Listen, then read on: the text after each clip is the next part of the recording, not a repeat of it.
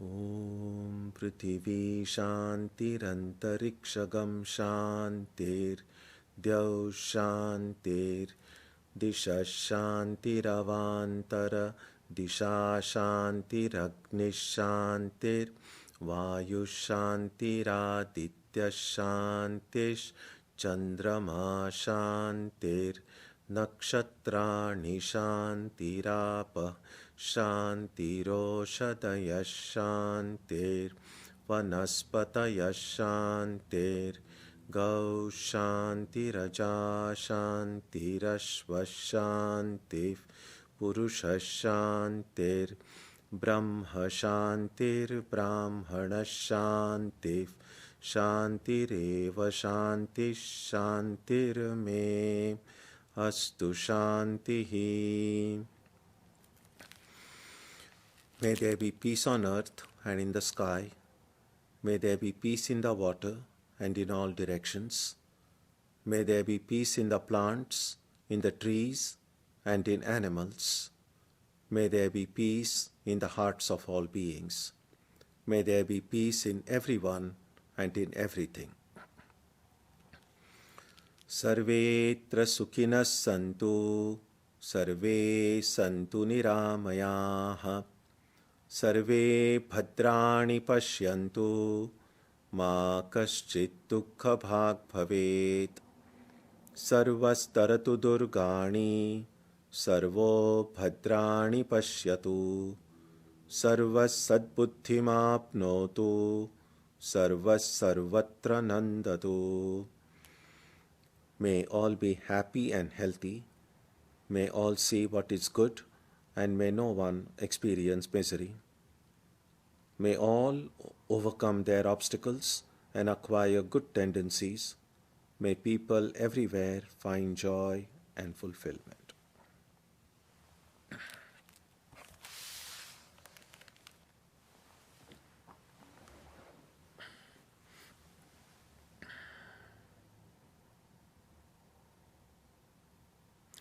Let us now spend some time touching the center of peace and joy in our hearts.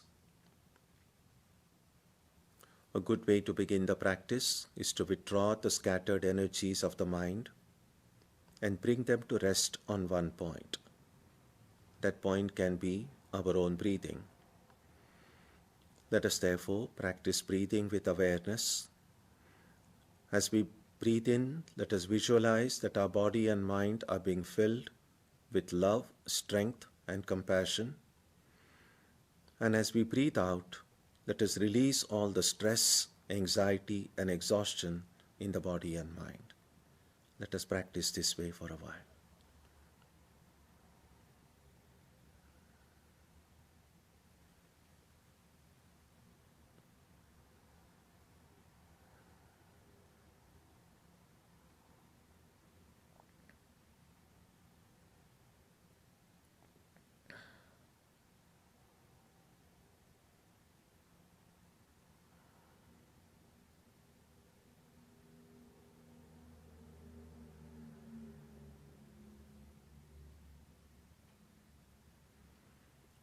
Let us now turn our attention to the region of our heart. Although God is present everywhere and in everyone, the divine presence can be felt most clearly in our own hearts. We can meditate in any way we have been taught. To remain focused, we can take the help of a short mental prayer or a mantra or a divine name. Let us now spend some time dwelling on the presence of God in our hearts.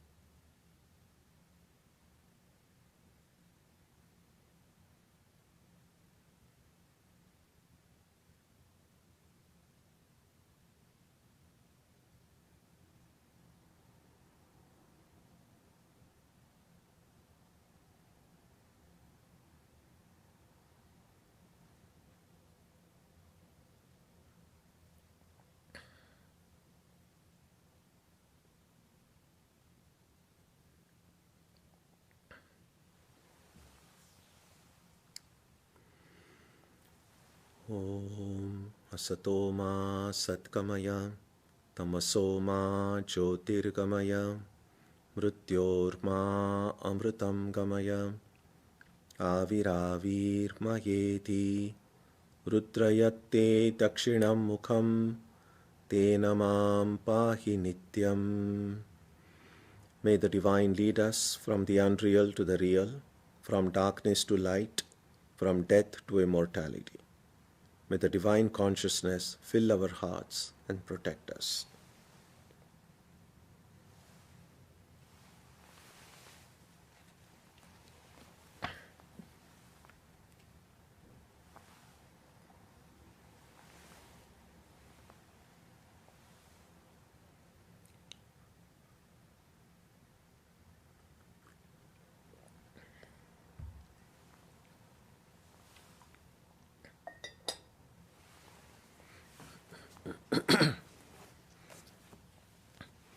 So today we take up the third and the final section of this book of Chandi.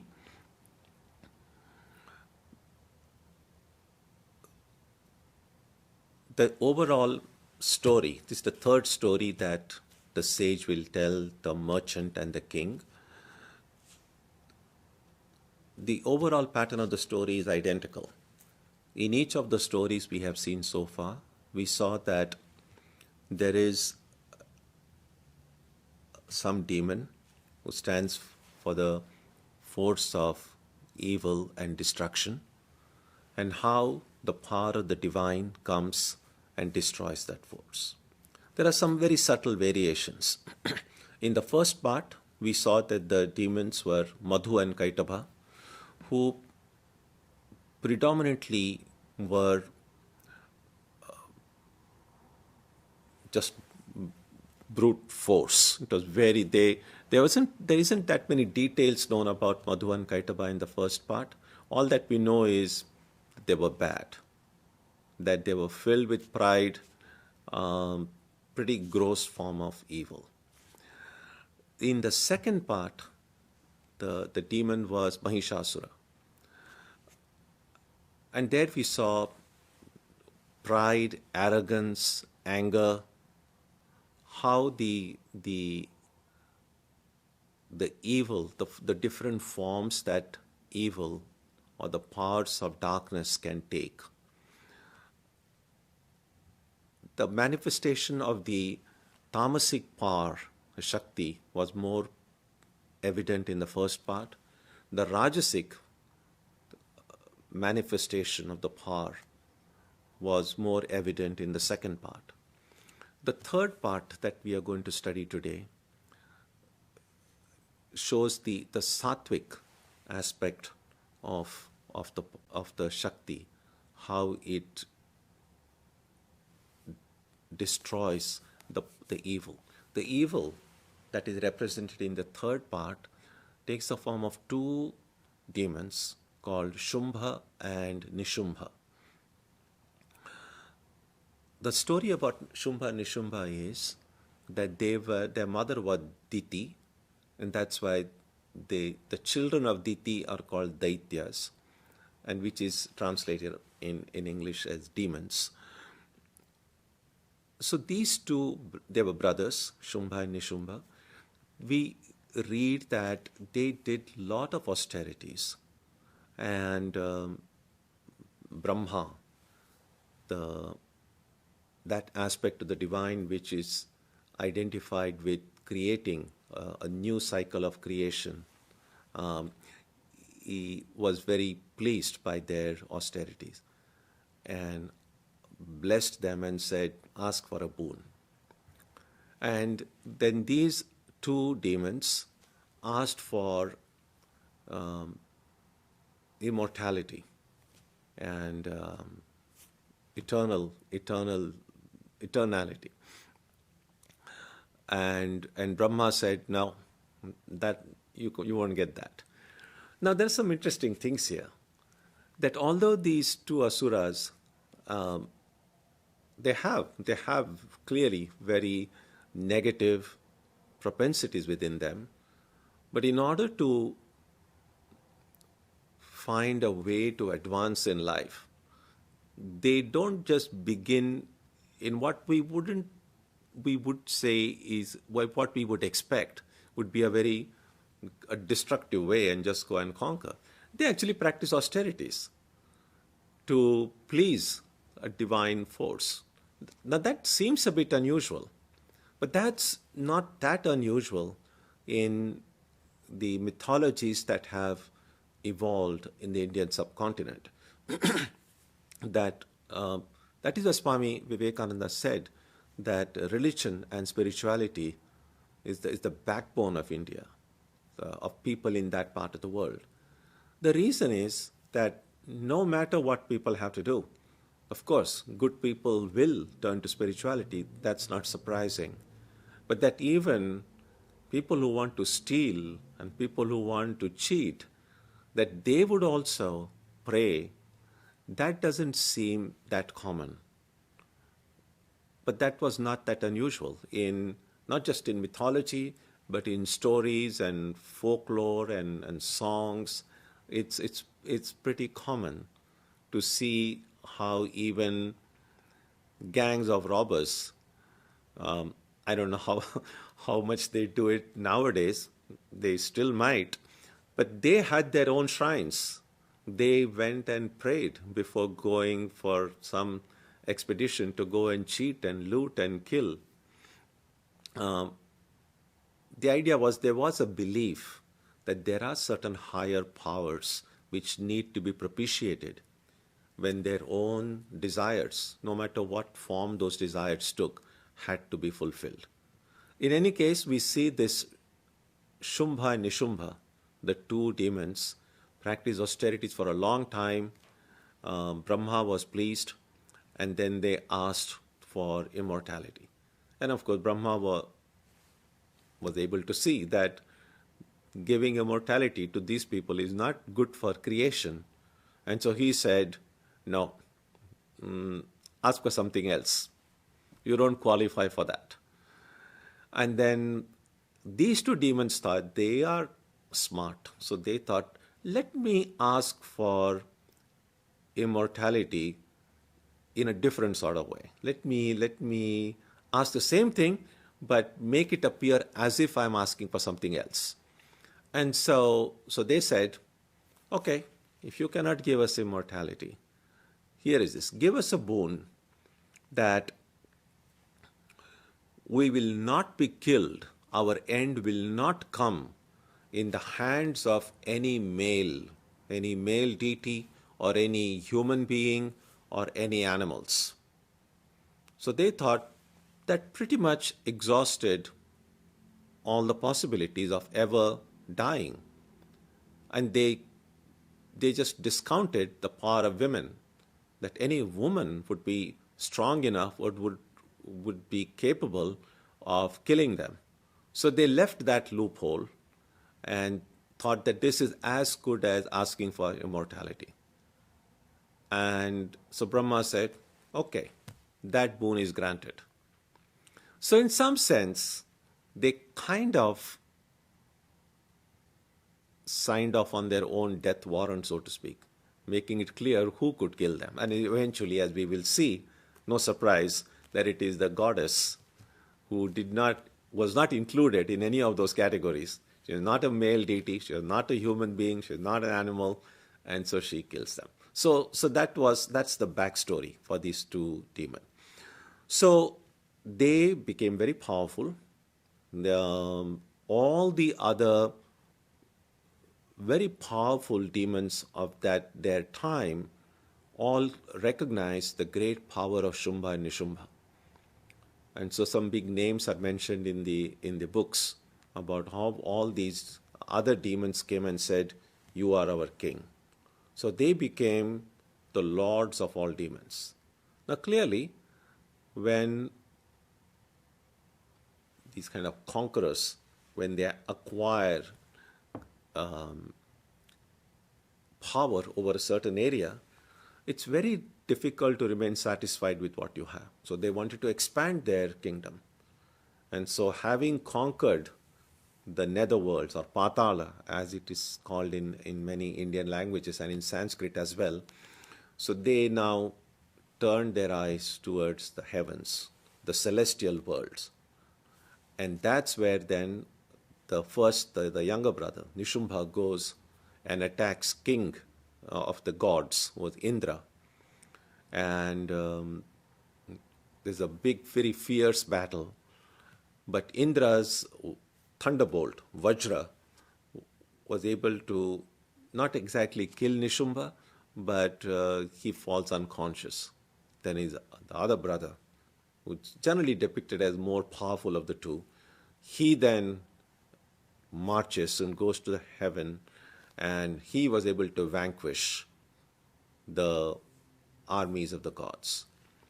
And then he becomes the new Indra. He sits on the throne of Indra and conquers the celestial world as well.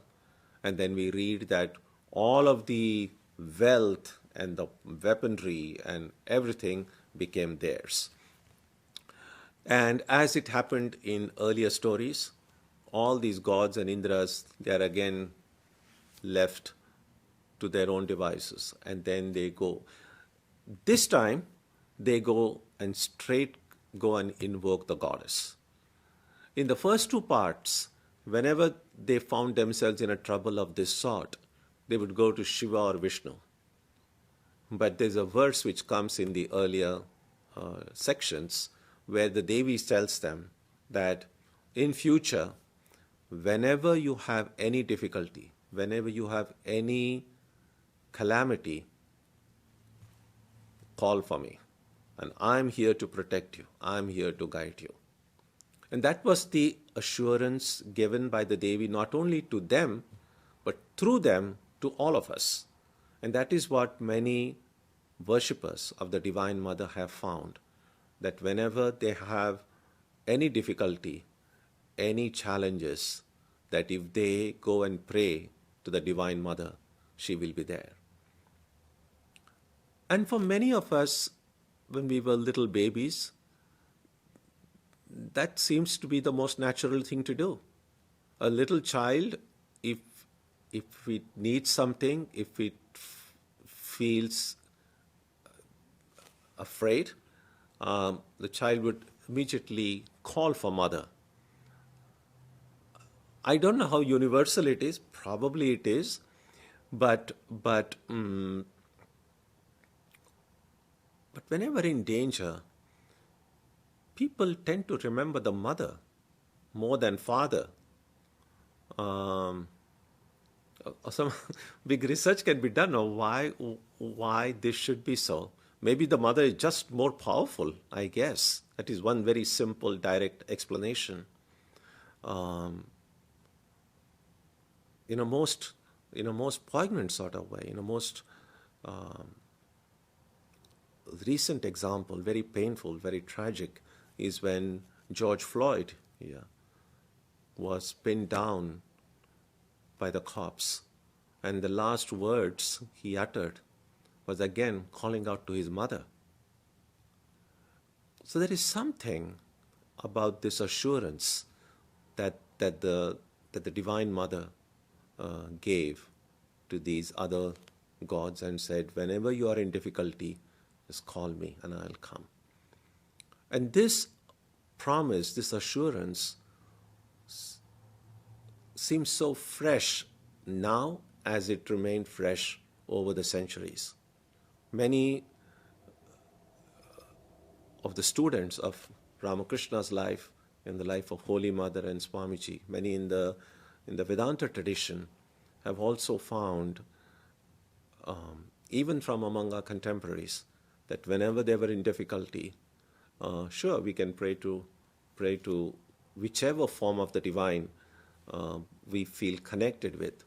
And many have found that the power of the mother, as represented by Holy Mother, Sharda Devi, many have found that praying to her has filled their heart with that strength, with that courage, with that assurance. So it's a very living, powerful promise made by the mother to the deities. And so all these gods go straight to her. And so this third section, which begins with chapter 5, really begins with this story about Shumbha and Nishumba having conquered the heavens and the gods going and seeking the help of the Devi. And to invoke her, to seek her help, there's a beautiful hymn on chapter 5. Let's see.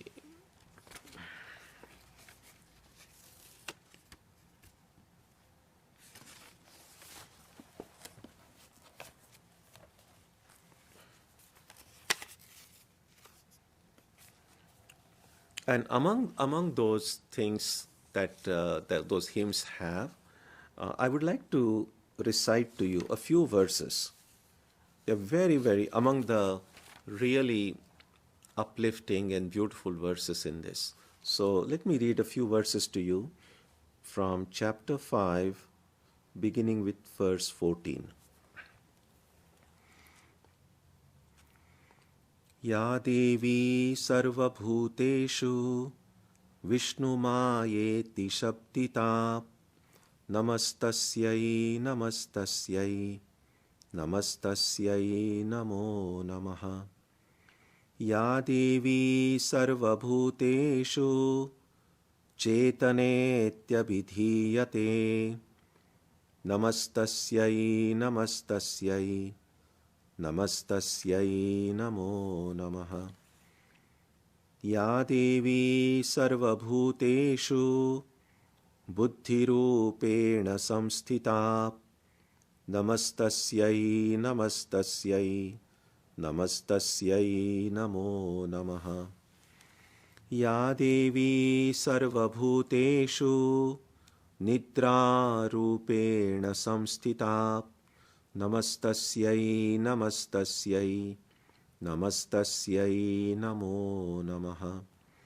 Ya Devi sarvabhuteshu kshudha-rupena samsthita Namastasyai namastasyai Namastasyai namo namaha. Ya Devi sarvabhuteshu chaya-rupena samsthita Namastasyai namastasyai Namastasyai namo namaha. So this prayer includes this section. It's much longer. I've just read a few verses, which shows the presence of the mother, presence of the divine energy, divine power in everything that we see, everything within, everything outside, everything that is visible, everything that is invisible. How the mother is present in everything. And namastasyai, namastasyai, namastasyai namo namaha means we bow down to you, we salute you again and again and again.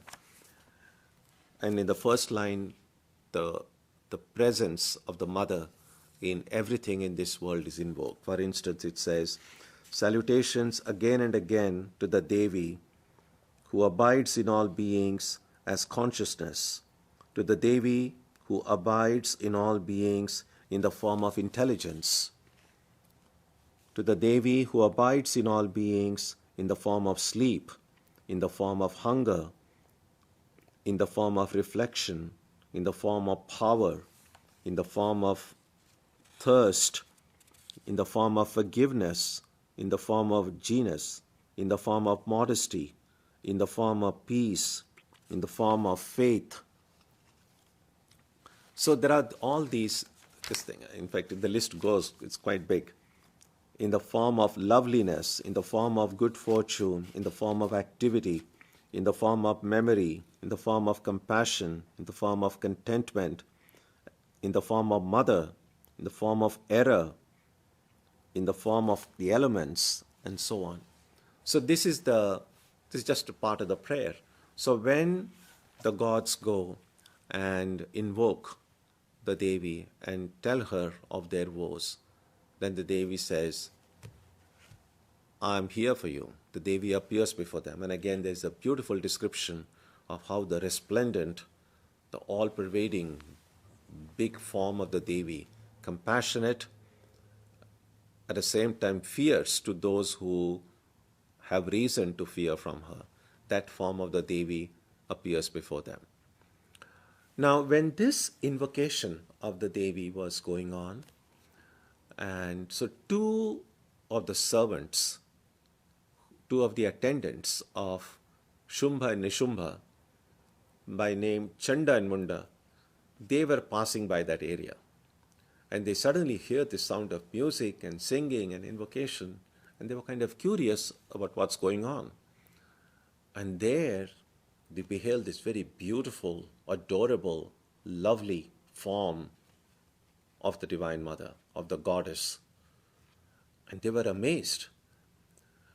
And they rushed back to their bosses, Shumbha and Nishumbha, and they narrate to them everything that they saw. And they said, as we were going, and here we saw this very attractive, very beautiful woman, and never has anyone seen a woman more beautiful than that, more attractive than that. And then they tell their bosses, you are the Lord of the universe. You own the netherworlds, you own the celestial worlds, and this woman should not be anywhere other than with you. She belongs to you, and you should have her as your wife. And then Shumbha and Nishumbha say, well, of course, that just makes complete sense. If there is someone who is so powerful, so exceedingly beautiful, then of course she has to be with the Lord of the universe. And so they tell these attendants, okay, go and let that beautiful woman know who we are. Tell them about our power, our strength, that we are the Lord's. And in short, go with the proposal, marriage proposal on our behalf, and bring her to us. And Shumbha and Nishumbha are very certain, of course, by their credentials, any woman would want to be with them. And so they ask these attendants, go and bring her to us. And then these two attendants go and tell the Devi, the goddess, tell her, we have come from Shumbha and Nishumbha, our bosses. And then they kind of sing their glories and say how wonderful they are, how great they are, how powerful they are. And we want you to be their wife. So we have come to take you so that you can be a part of their household. And the Devi says, well, of course it makes sense. They are so powerful and they are so great. And then I can completely understand why you would want to come and propose on their behalf. Then she says something very interesting. So let me read those verses to you.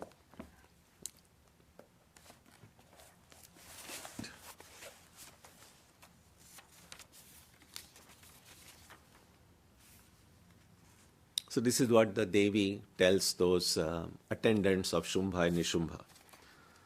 Satyamuktam tvaya natra mithya kinchit tvayoditam trailokyadhipati Shumbho nishumbhaschapi tadrishah kim tvatra yat parijñatam mithya tatkriyate katham shruyatam alpabuddhitvat pratijñaya krita pura yo mam jayati sangrame yo me darpavyapohati yo me pratibalo loke same bharta bhavishyati tada gacchatu shumbhotra nishumbho va mahasurah mam chitva kim chirenatra panim grunhatu me laghu. So what the Devi tells them is this. You have spoken the truth. There is nothing false in what you have said. Shumbha is the ruler of the three worlds, and so also is Nishumbha. But how can I go back on my word? Hear of the vow I once made out of foolishness. He alone who conquers me in battle who removes my pride, who equals my strength in the world, will become my husband. Therefore, let Shumbha, the great Asura Nishumbha, come here. Why delay? Having conquered me, let him take my hand in marriage. So she says, when I was young girl, when I was speaking with my friends, I foolishly, thoughtlessly made this kind of a vow that I will only marry someone who can defeat me in a battle. And all my friends laughed at me and said, what a silly kind of a resolution to make. But she said, unfortunately, when I was very young, I was very proud of my strength, and I thought no one could beat me, no one could conquer me. And those of you who have teenagers at home know that that's how teenagers think. They are the best. And so that's what she said. At that, she said, no one can conquer me. And so she said, I made that vow. So I want to hold that vow. So if Shumbha and Nishumbha would want to come and marry me, great. Let them just come and defeat me, and so that I can keep my vow, and then they can have me as their wife as well. And so the attendants are furious. This was not the reply they were ready for. This was not the reply they thought was possible. They thought, just mention it and anyone would come running. So they said, you don't know what you're saying. If we now go back empty-handed, if we now return without you, we will be in trouble and you will be in even greater trouble. But of course, she says, unfortunately, no. But this is my vow, and I need to keep it. So then Chandamunda go back and relate to Shumbha Nishuma what happened. Of course, they are mad. How dare anyone say no to them? Rejection can be very tough to swallow.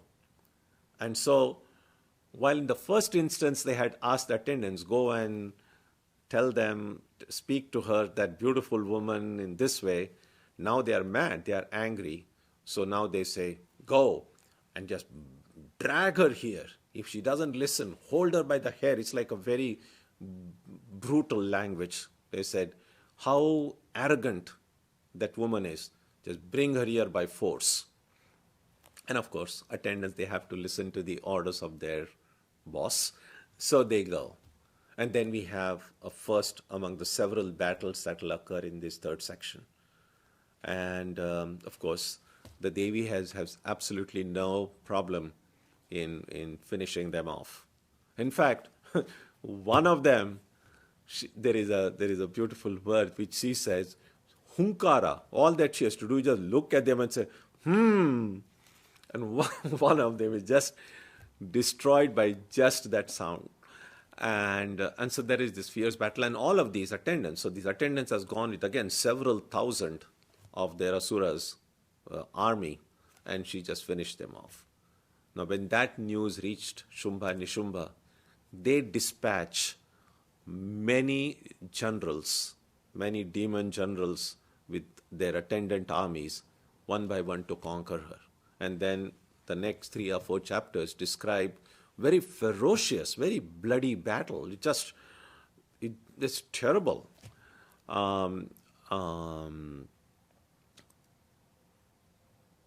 Yeah, when you read the text, and those of you who have already read the text know, it's quite something. If you don't look for non-violence here. It's a pretty violent scenes. One of the demons, his name is Raktabija. Raktabija literally means whose seed is the blood. Now what this means is, this demon is very powerful. So when he comes to fight with the Devi on behalf of Shumbha and Nishumba, and the Devi has this big fight with them. And then in several scenes we see in the middle, from her form of the goddess, several other Devis appear. Several other goddesses emerge from her form and take these different names. So there is this army of the goddess and all these kind of mini goddesses who have all emerged from the Devi's form. So here is this one demon by name Raktabija, and he has this amazing power that every time, due to any wound or injury, even a drop of blood comes out of his body. From every drop of blood, an exact clone of this demon will appear. Another demon of equal strength and size will appear. So even if you try to injure him, and the more blood comes out, the more the clones are. So that was like almost an unending army of demons. And it was then that a very ferocious form comes out of the Devi, the form of Kali. And the Devi says, go and finish off all that blood so that that the demon will stop springing up. And so then this very fierce form of Kali goes and then simply kind of laps up all the blood that has come. And so having left him bloodless, the form dies, and then that army is vanquished. So there are many, many such, one after the other, generals go, and none of them are able to withstand the power of the Devi. It's then that Nishumbha, the younger brother, he says, I'm going to go now. None of those who are working under us were able to do the job. So Nishumbha comes, and the Devi, there's again a fierce battle. The Devi's vehicle, the lion, the mount on which she is sitting, the lion also fights. And then after a very fierce battle, Nishumbha falls unconscious. And then Shumbha, who is enraged, because the two brothers, they greatly love one another. And so the Shumbha then comes, and then there is a fierce battle. And the book says that the battle goes on for like 100 years or something like that.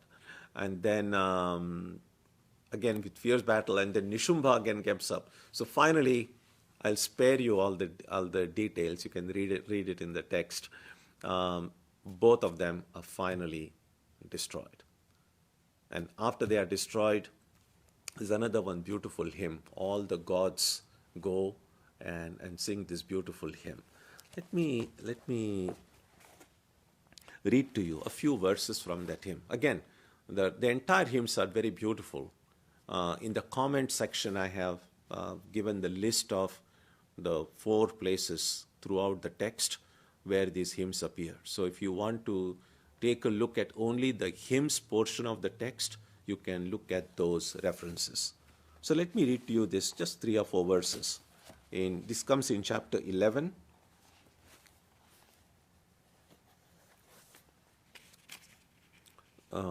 Let me see verse number 8, for instance.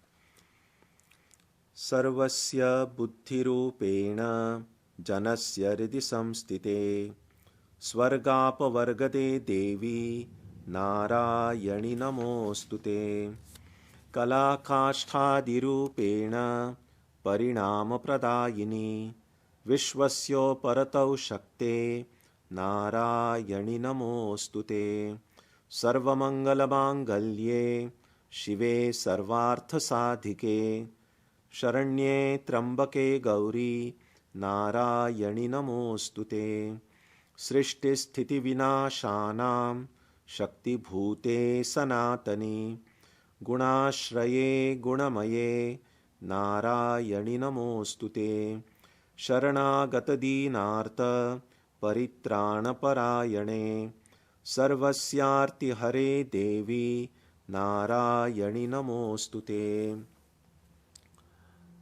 Some of you will have noticed that these 3 verses that I chanted right now, these are also included in the evening vespers that is done in all the Vedanta centers throughout the world. That is done towards the end. So these are addressed to the Divine Mother. And the verses go like this in translation. Salutations to you, O Devi Narayani, who abides as intelligence in the hearts of all beings, granting heavenly reward and final liberation.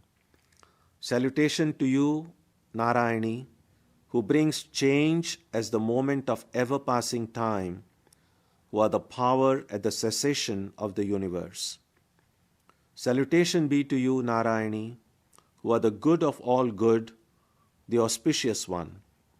To you, who accomplish every intent, to you, the refuge, the all-knowing, shining Gauri. Salutation be to you, Narayani, who are the power of creation, sustenance, and destruction, who are eternal, who are the source and embodiment of the threefold energy.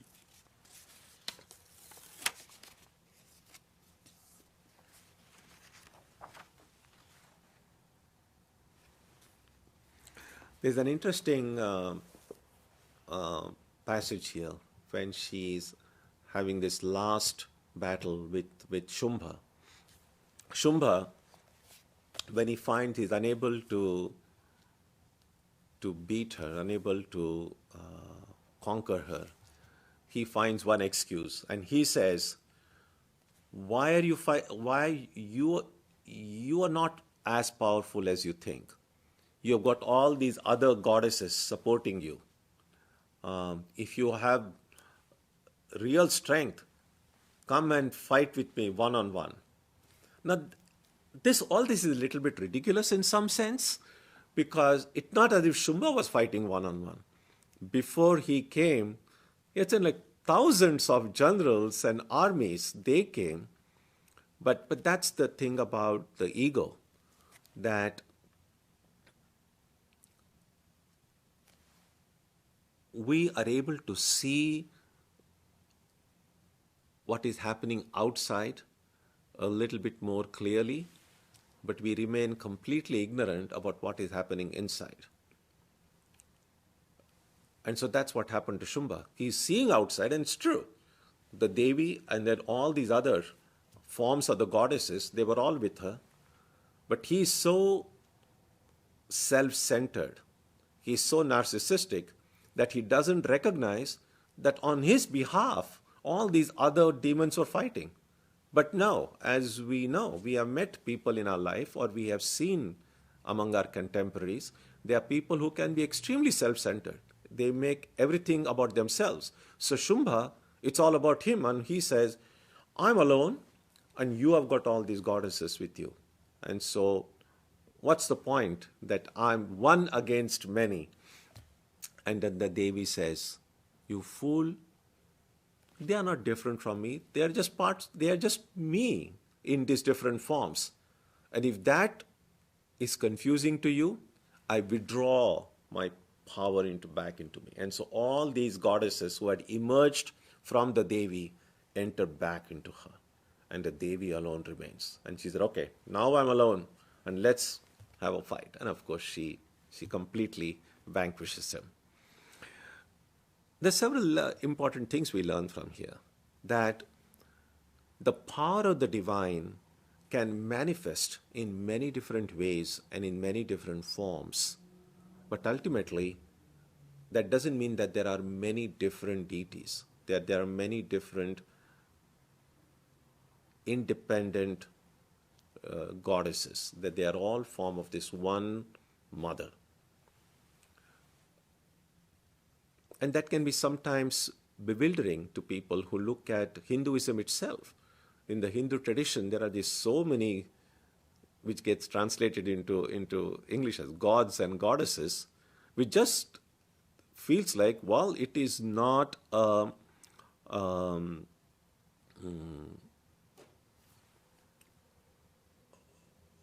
monotheistic tradition, because there is not one God. There are not just one God, there are so many goddesses, there are so many gods. So it just seems it is sometimes called as polytheism. But here is this one among the many, many instances we find in the texts where it shows that these many are not really many. These many are only the manifestations of this one divine figure. So that is what the mother says.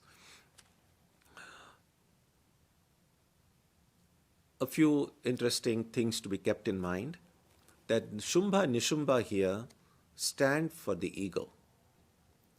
We saw the early demons in the early parts. They saw the different manifestations of how the negativity within us, that which takes us away from God, can manifest through quest for power, through anger, through arrogance, through pride, through jealousy, through hatred. But at the basis of all of this, the root cause, the source from which everything emerges is the ego. And then we say, why two? Ego can manifest in two ways. There is the primary ego, the I, and there is the secondary ego, the mine. So ego and mine, we could say, is attachment, everything that I appropriate as something that belongs to me.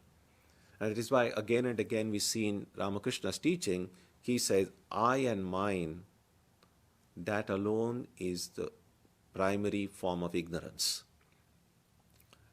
And that's the most subtle thing. Sometimes it may be possible for us to minimize and eliminate some of the other negativities of the heart, but the last big barrier, the last big hurdle is the ego.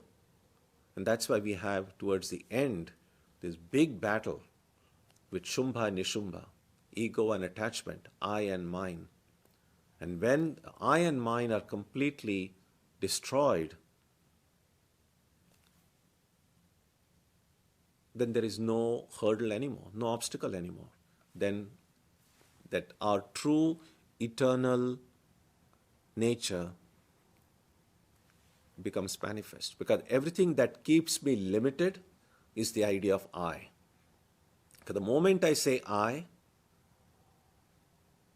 also see things and people and objects which are not I. So the knowledge of I comes along with the knowledge of not I.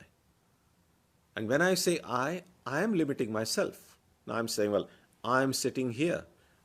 So I am this. When I say I am this, invariably it means I am not this, I am not this, I am not this, I am not this. So I have become this little me. Now when this I is absent, I am no more little, I am no more small. And we might say, well, how do I know that? How can I be sure of that? I think we can be quite sure of that because we do experience a state when this I is gone or I has fallen unconscious like Nishumbha was, when we are in deep sleep. In Sushupti, there is no sense of I. And because there is no sense of I, we don't feel ourselves limited. When there is sense of I, when we are not asleep, we know, oh, I'm lying in my bed. I'm smaller than my bed. Otherwise, I wouldn't be able to be on my bed. So I become very small. But once I fall asleep, deep asleep, then this I vanishes and I'm no longer the little being anymore. Unfortunately, the disappearance of the I in deep sleep is very temporary.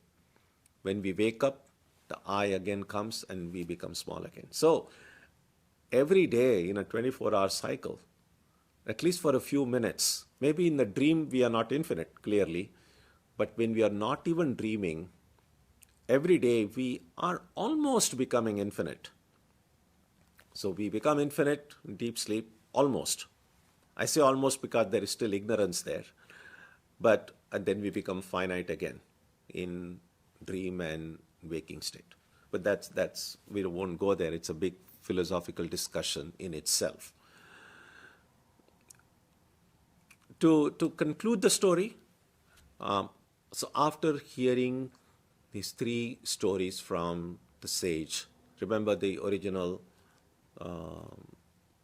storyline. That's the king and the trader by name Suratha and Samadhi have gone to the hermitage of this sage. And that's where they wanted to know about when the sage tells them that this power is really of the Shakti, which is what is caused their confusion about their state in life, their stage in life, how the king was driven away from his kingdom, how the trader was betrayed by his family. They both are suffering. And when the sage says, it's the Devi, it's the goddess who can remove your suffering. And through these three stories, he is able to show them the way of how they can get over the suffering that they have been experiencing. And so we read that after receiving this teaching from the sage, both the king and the merchant, they go on the bank of a river and practice austerities for a long time there. And that is where they propitiate the goddess. And pleased by their worship, prayer, meditation, the Devi says, ask whatever you want and I'll give it to you. Now this practice, this receiving the teaching from the sage and doing all these spiritual practices on the river bank, the king has realized that running away from his kingdom was a bad idea, that he was not a true Kshatriya, that his duty was to restore justice. His duty was, if the evil people had taken over his kingdom, then he should have fought there rather than come and found refuge in this hermitage. So when the Devi asks him for a boon, the sage, the king says, give me power so that I can regain my kingdom. I'll fight these enemies who have taken my kingdom. I can get it back. And then, after I die, I will get this eternal kingdom, by which he means moksha. And then the merchant asks the Devi, he has seen through, he has acquired enough discernment, enough viveka, and so he doesn't ask for anything. He doesn't want to go back to where he came from. And he says he just wants to be free. He asks for moksha. And the Devi grants him his boon as well.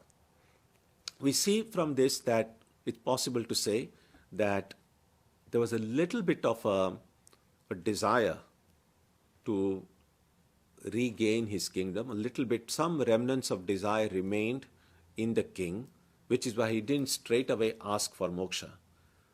But that desire was a good desire in the sense that he saw that I need to restore dharma, that I did not keep my dharma by refusing to fight. I should have gone and fought. And so he wanted to complete that remaining part of his dharma, try to restore justice if he could, and then get this eternal kingdom, meaning moksha after death. And so that's where this story ends. There's a lot to reflect on, lot to think about, but in the limited time that was available to us, I've tried to very briefly give you some of the important points in this text. I would strongly encourage you to read the text fully whenever you find time. This is actually a very good time to read this text. In fact, in the closing chapters of this text, we are told the auspicious times during the year when this text can be read, the benefits. Most of these ancient texts will end with a section which is called Falashruti. Falashruti means, how will I be benefited by a study of this book? How will I be benefited by chanting these verses? Usually they'll have a section which says, this is what you will gain. So that concluding section gives the benefits of studying this text. And the benefits are many. And this text has been around for centuries. And so people who have read it, at least in the original or at least in the translation, whichever way one feels comfortable doing it, or nowadays, because there are so many tapes available, one could even use an audio version of it. Whichever way one does it, and if we do it with faith, with devotion, trying to remember not only the power of the divine as it is manifested in the external world, but more importantly, the divine as it is manifest in our own heart. These demons, no matter what names and forms are described in the text, are not just outside. Well, there are. At least, one thing is this. The demons that are described in this text, they were not difficult to recognize. The descriptions are there. Their appearance and then the way they talked was very clear that they are demons. It's no suspense there at all. The times in which we live are more difficult. The demons have hidden themselves. So you can no longer see a person and immediately recognize the person has their demonic forces controlling that person. So outward appearances can be very deceptive. And so the demons have now become very subtle. They have gone inside. So we need the ability to not just get carried away by appearances, to kind of look inside. And before we have the ability to look inside other people, we need the ability to look inside our own selves. So if we look within, we will find plenty of demons right here. There wouldn't be any time or interest in looking at other people's demons. If one has the spare time to do it, they are welcome to do it. But this is that life's work in itself, taking care of the demons within us. Luckily, there are not just demons within us.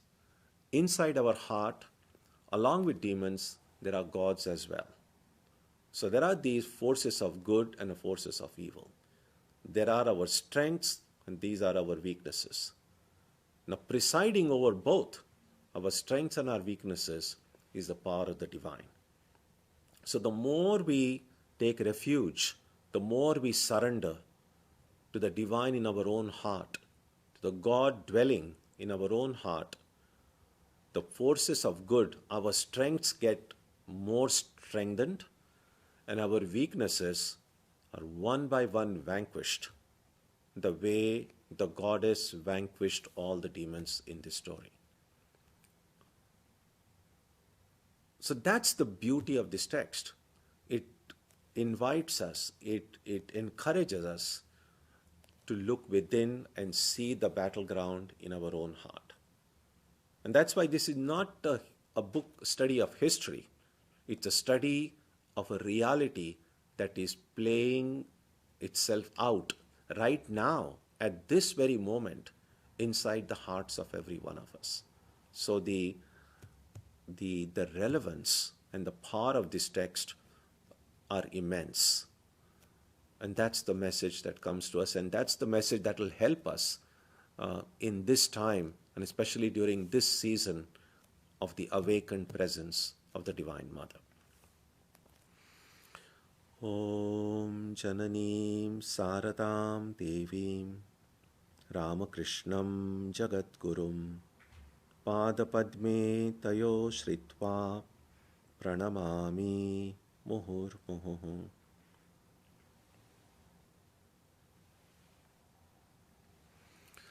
So we'll have a 5-minute gap, and then if you have any questions or comments or thoughts, we will take a look at it. Okay.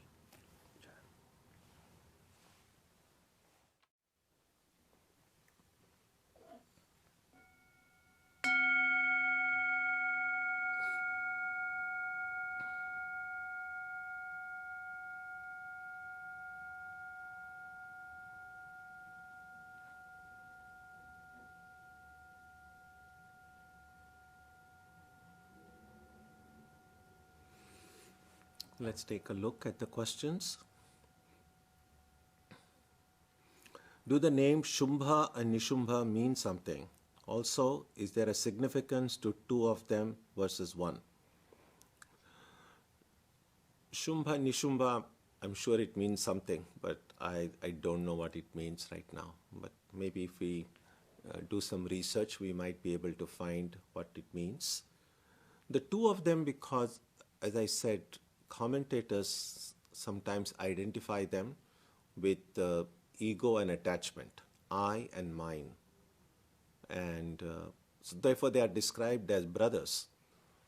And they brothers who love each other very much. In fact, when the proposal is sent in the beginning, with the attendants, the idea is to tell the Devi, here are two of us, you can choose whoever you wish to marry. So these two brothers are very close to one another, and they are willing to lay down their life for one another. And indeed they do. Which is to show that I and mine always go together. You cannot separate them. If one goes, the other goes as well. I is more persistent, clearly. But if we are able to eliminate attachment from our life, then it becomes easier to remove the hold of ego on our life. Sometimes we make the mistake of trying to minimize the ego without first minimizing attachments. And so sometimes it is helpful to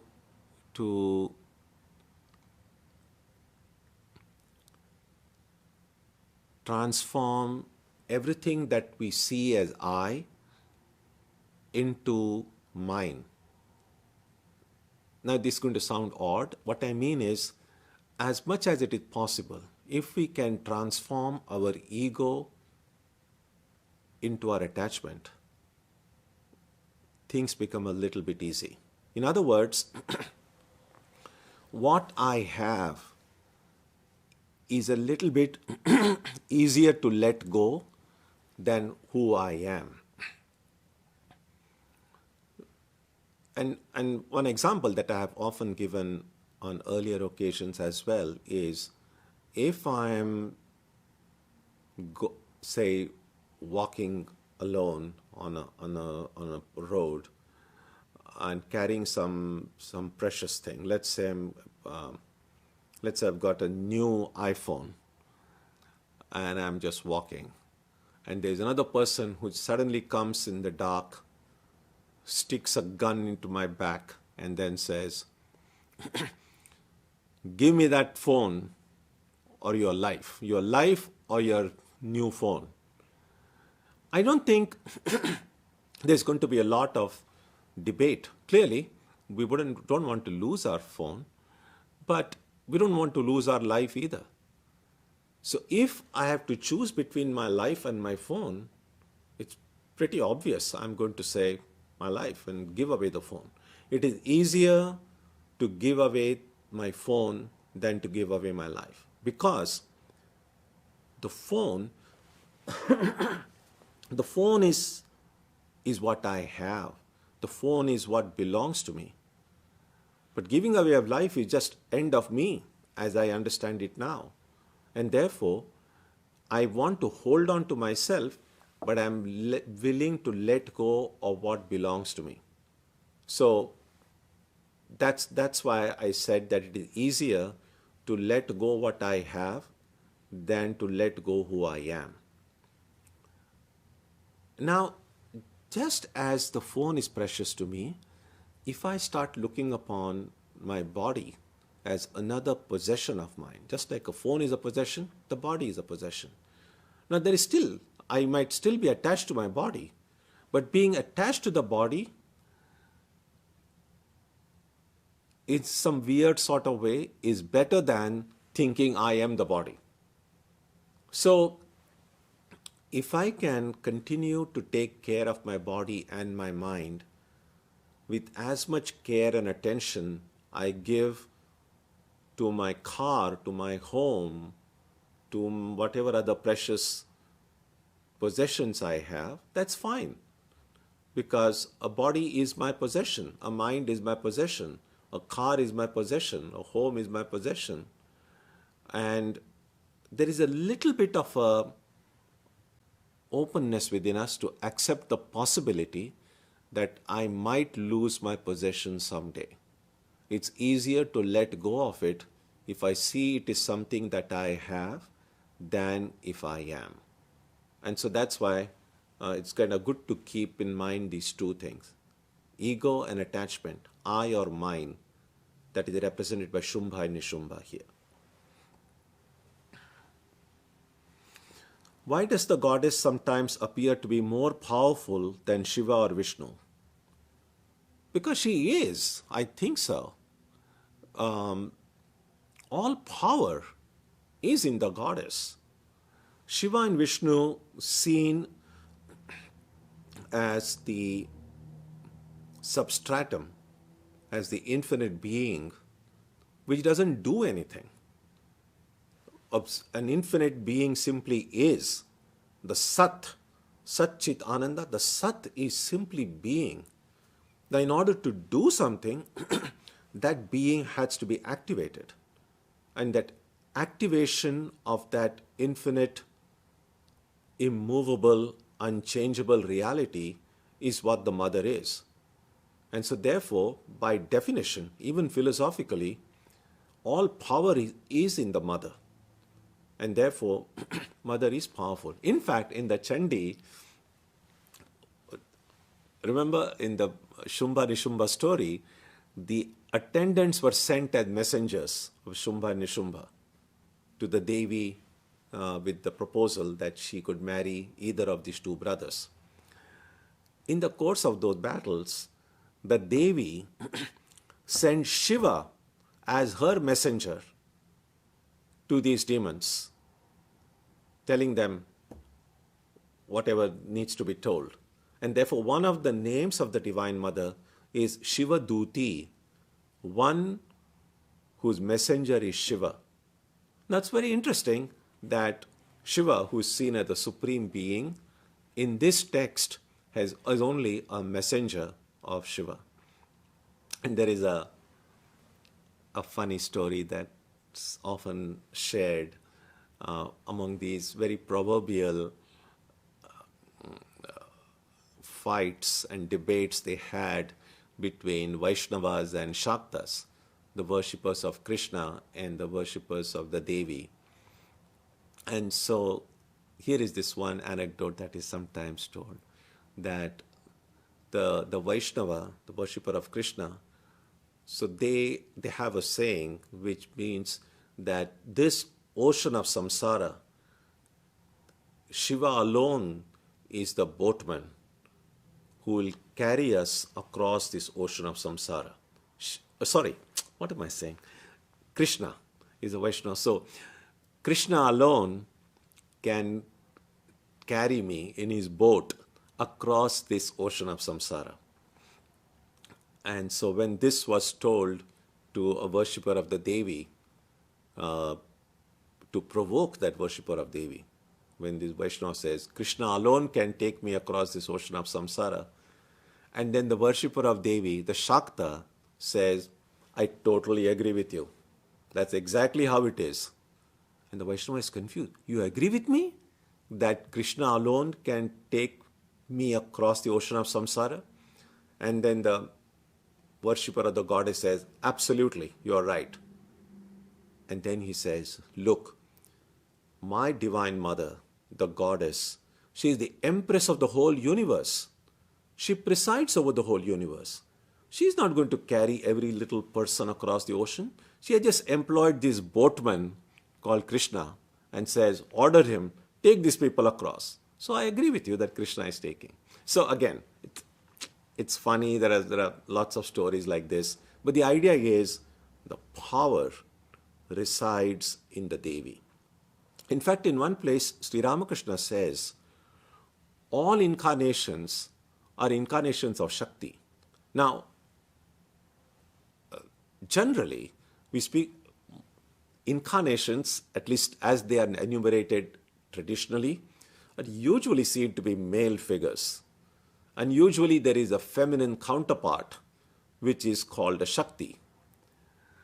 Now sometimes the Shakti seems to have a kind of a secondary place to the male deity. In some traditions, the male and the female are equal. But there is always this power dynamic for people who want to kind of look at it from the perspective of a gender.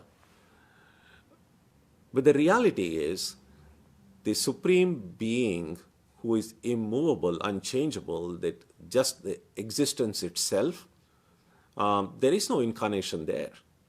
That being simply is all the time, beyond time, space, and causality.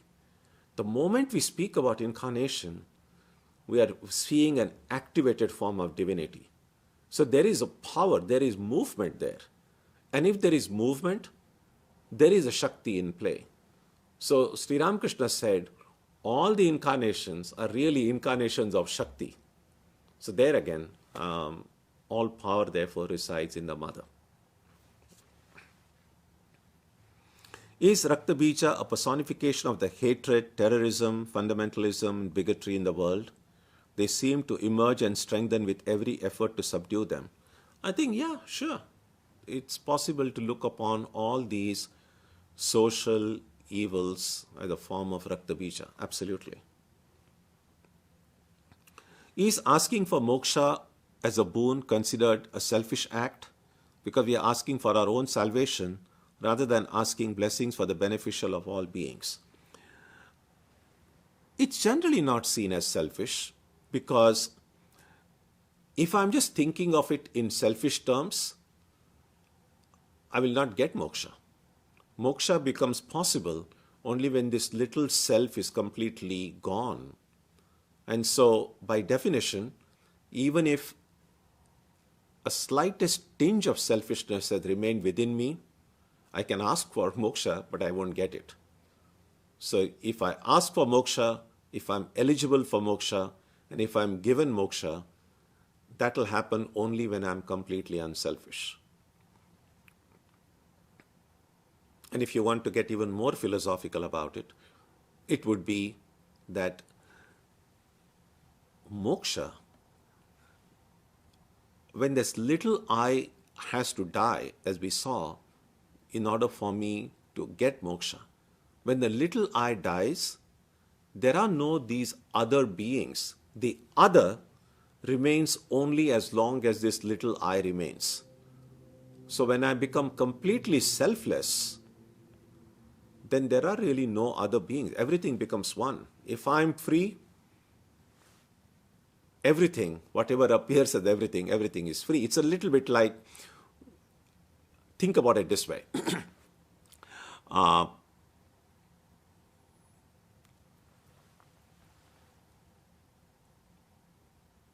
Let's say we are sleeping, and in the dream we see that we are in the midst of a great calamity, that people are suffering, and I am among the many people who are suffering in the dream. And I wake up from that dream. Now, is my waking up a selfish act? Should I start grieving or feeling guilty about it for waking up, for thinking that, oh, I have woken up, my suffering has ended, but what about all these other people I saw in my dream who are suffering? They are continuing to suffer. I should not have woken up and freed myself. We wouldn't say that, right? So that's how we should try to understand this. How to do a full surrender of our ego to the Lord? Well, this is really the basic practice in spiritual life, and there's a lot that can be said about it. One way clearly is to sincerely practice the 4 yogas, or whichever of these yogas we would feel like practicing. The second way is to follow the instructions of our Guru as best we can. And something that we can do immediately right now is kind of not feel so important.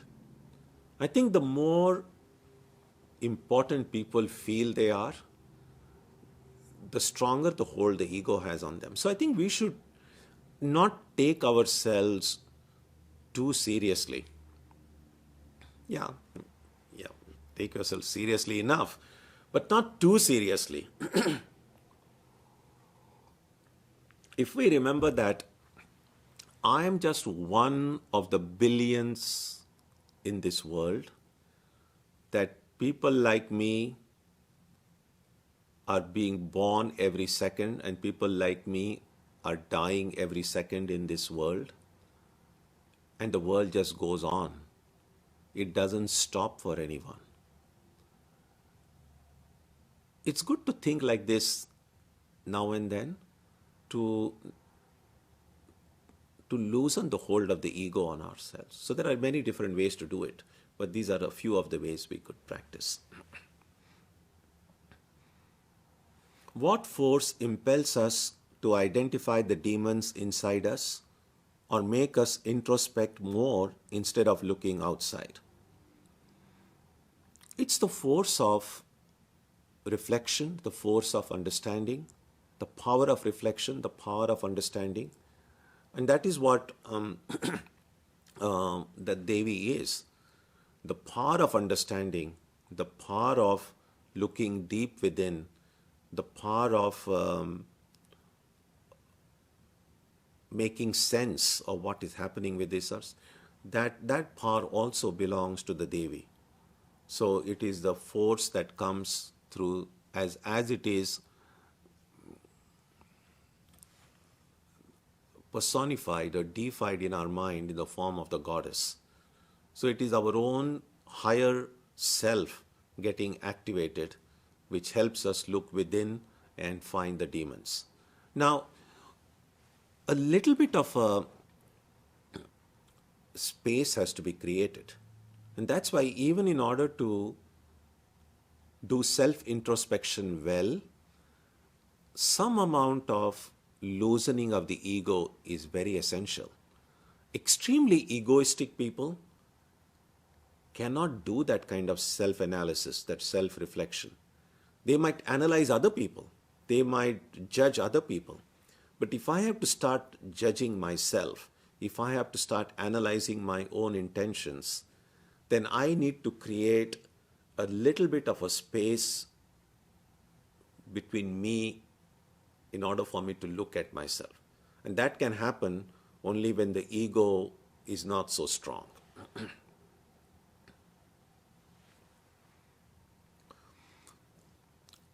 Last week you distinguished between history and myth, the latter being about now and within us. In this sense, can the Chandi be considered primarily a text on yoga? Absolutely. I think it's possible to study myths as just some collection of interesting stories. But of course, a spiritual benefit can come when we study myths by understanding their inner implication, what they represent. And so in that sense, yes, it is a book of yoga.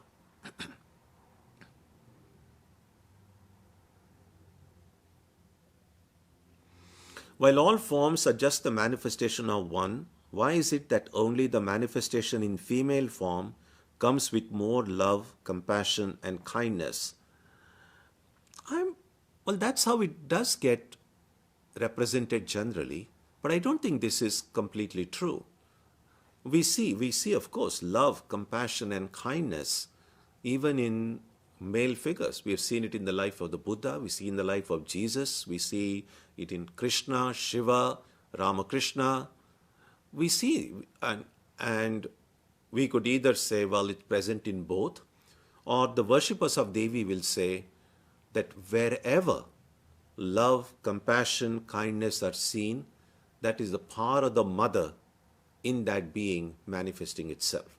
So rather than seeing mother or seeing the power of the goddess in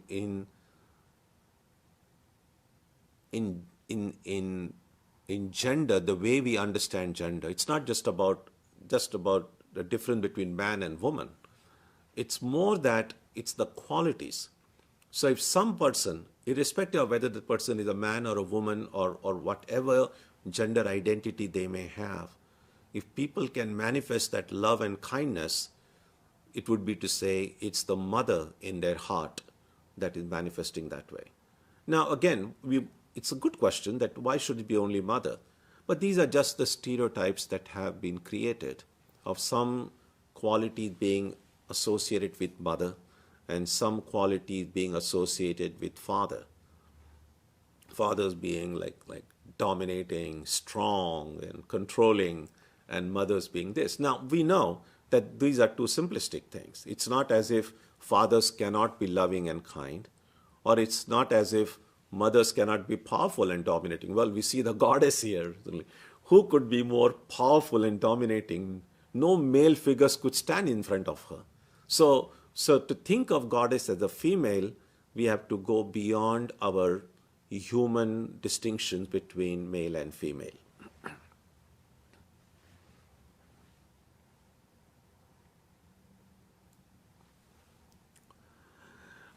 In chapter 5 of Chandi, there are two words denoting consciousness, Chit and Chetana. Can you please explain the difference? I haven't really studied that distinction very deeply myself. So right now I'm not able to answer that question. But maybe in future, if I'm able to study it more closely and I will know, then I will definitely share it with you.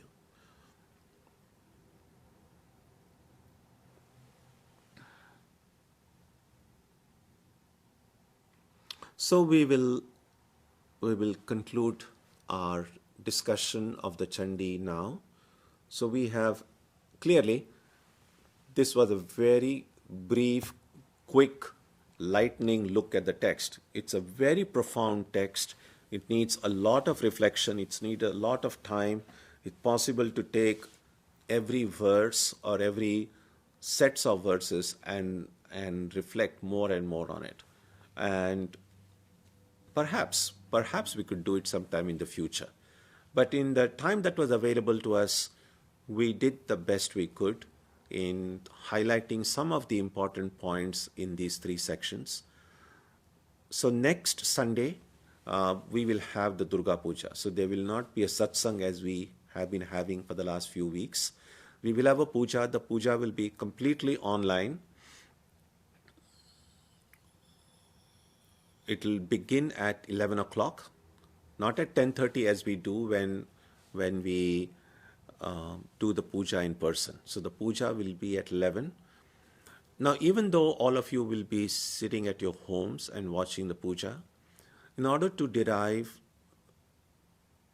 the best benefit from this kind of an online puja, now I understand it's a different experience, a new experience for all of us having puja in this way. I would strongly encourage you that do everything as you would do if you were coming to the temple, if you were coming to the center for the puja. Take a shower, wear washed clothes as you sit before whatever device you will be watching the puja. Please also, if possible, keep a few flowers next to you. So when it is time for flower offering, I will recite the mantra. You can repeat after me, and then I take those flowers and make an offering to your own little shrine at home. Wherever you have the shrine, go and make that offering. So in that way, you will be able to participate in the flower offering as well. So let's see. As I said, this online puja is a new experience, and let's try to do the best we can so that we all can derive a benefit from this worship. That's it. So let's conclude with the prayer now.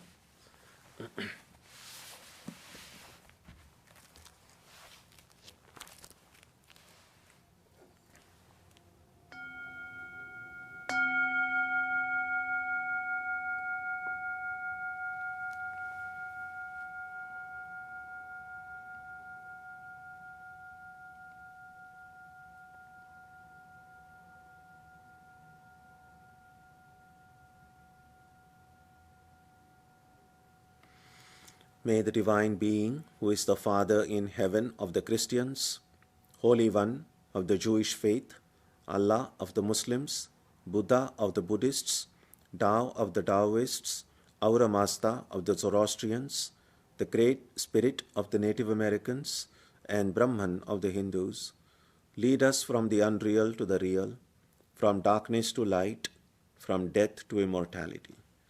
May we be granted strength, freedom, and clear understanding. May we learn to see God in our own hearts and in everyone around us.